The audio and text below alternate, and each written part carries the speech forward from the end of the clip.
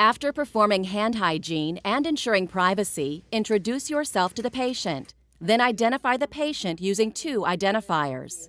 Could you tell me your name, please? Shannon Gloria, And what's your date of birth? 4/10/65. Wonderful. Okay.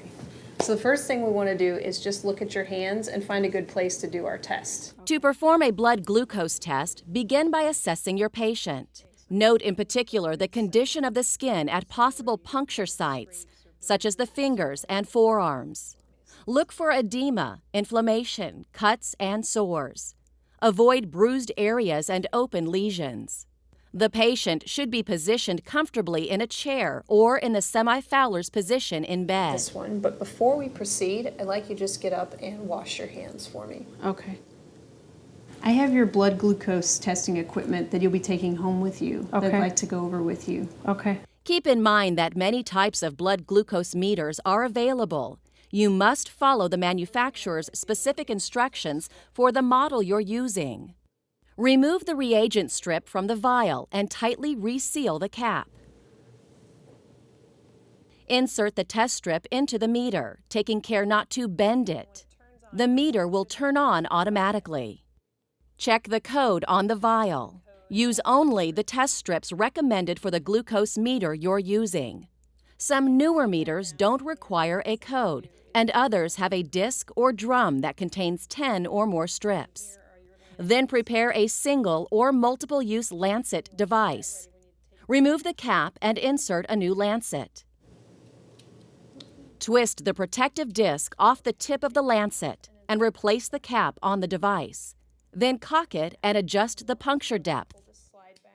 Apply clean gloves and select a puncture site in a vascular area. In a stable adult, the lateral side of the finger is usually a good choice. Be sure to avoid the central tip of the finger.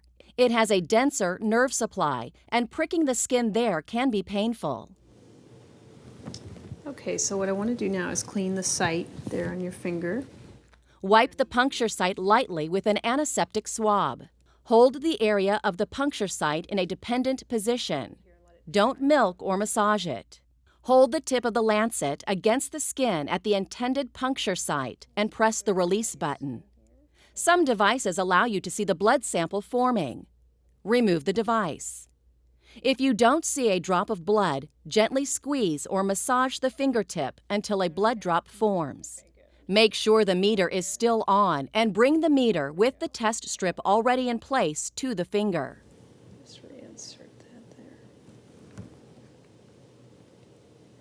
Looks like we're ready.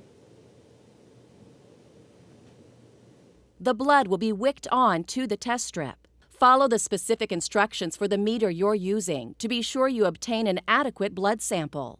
The test result will appear on the screen of the meter. Some devices emit a beep when the blood glucose measurement has been made. Now you're all finished. Turn off the meter if your model doesn't turn off automatically. Dispose of the test strip and lancet in the proper receptacles. Then remove and dispose of your gloves and perform hand hygiene.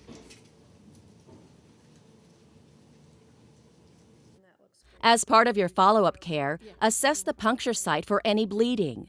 Discuss the test results with the patient and give her a chance to ask questions. If she has been newly diagnosed with diabetes mellitus, encourage her to become an active participant in her own care as soon as she feels ready.